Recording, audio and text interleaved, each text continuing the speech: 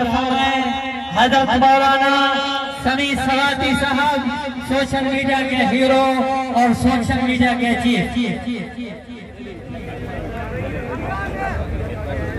نحمده ونصلي على رسوله الكريم اما بعد فاعوذ بالله من الشیطان الرجیم بسم اللہ الرحمن الرحیم۔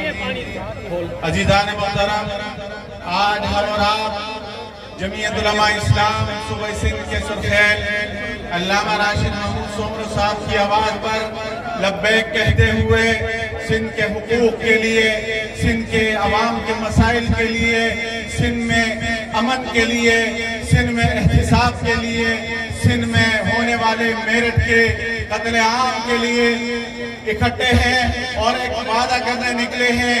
ہم اور آپ جو ہاتھوں میں اپنے ایک موبائل رکھے ہوئے ہیں، یہ موبائل کوئی کھلونا نہیں ہے، یہ ایک قوت ہے اور طاقت ہے، اور ہم نے اس موبائل کے ذریعے ان 12 دنوں میں پورے سندھ میں یہ آواز اٹھانی ہے۔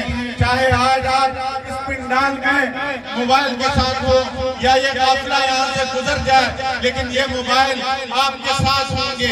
آپ نے اس موبائل کے ذریعے سندھ امن مارچ کی اور طوفان اقصی مارچ کی آواز اٹھانی ہے اور پوری دنیا تک امن کا پیغام دینا ہے۔